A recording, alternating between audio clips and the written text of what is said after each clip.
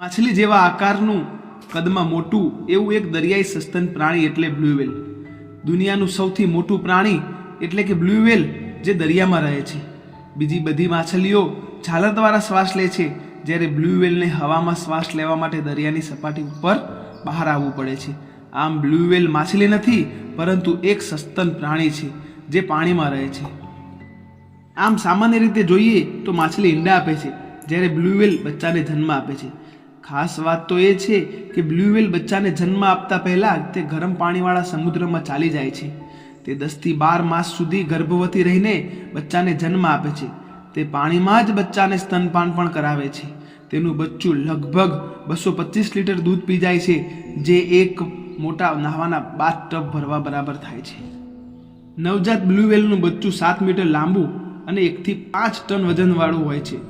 આ કદાવર બ્લુ વ્હેલનું દૂધ ખૂબ જ ઘાટું હોવાથી તેના બચ્ચાનું વજન દર 1 કલાકે 7 કિલોગ્રામ જેટલું વધે છે.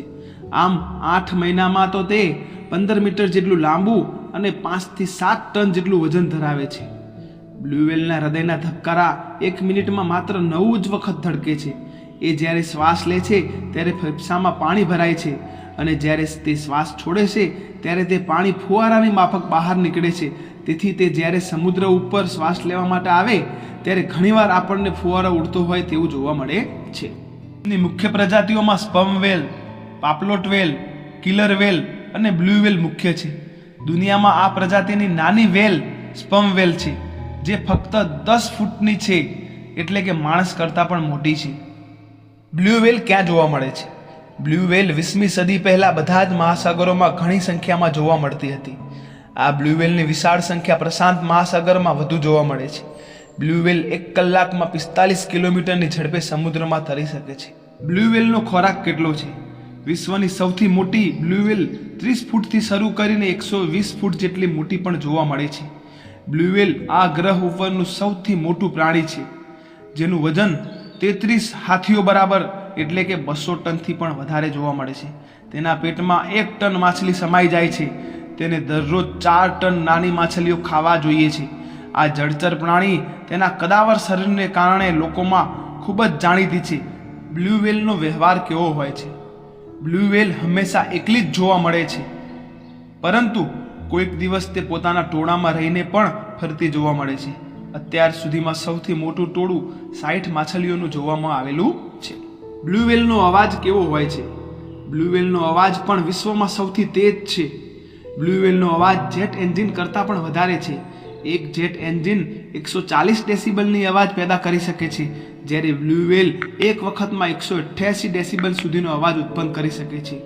આ માછલીઓ તેના એકબીજાના સંપર્ક માટે મોટેથી અવાજ કરે છે. તેમનો આ અવાજ દરિયામાં પણ ઘણા કિલોમીટર સુધી સાંભળી શકાય છે. બ્લુ વ્હેલનું જીવન જોખમમાં છે. બ્લુ વ્હેલનો શિકાર મુખ્યત્વે તેની ચરબી માટે કરવામાં આવે છે. તેની ચરબીમાંથી મીણબત્તી બનાવાય છે.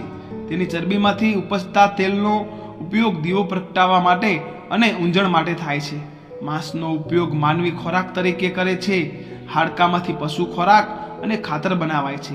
હાલમાં કોસ્મેટિક વસ્તુઓમાં, દવાઓમાં, ગુંદરમાં અને સાબુના ઉત્પાદનમાં પણ વ્હેલનો ઉપયોગ થાય છે. શિકારને લીધે વ્હેલનું અસ્તિત્વ જોખમમાં મુકાયું છે. WWF મુજબ બ્લુ વ્હેલ પર હાલ જોખમ તોડાઈ રહ્યું છે. દિવસે ને દિવસે તેની વસ્તી ઘટી રહી છે. વર્ષ 1960માં ઇન્ટરનેશનલ વ્હેલિંગ કમિશન તરફથી કાયદાકીય સુરક્ષા આપવા છતાં વર્ષ 1972 સુધી વ્હેલનો ગેરકાયદેસર રીતે શિકાર થતો હતો. વર્ષ 1926માં 1,25,000 બ્લુ વ્હેલ હતી. તે વર્ષ 2018માં માત્ર 3,000 રહી ગઈ હતી. આથી આ પ્રાણીને સંવેદનશીલ ઘોષિત કરવામાં આવ્યું છે.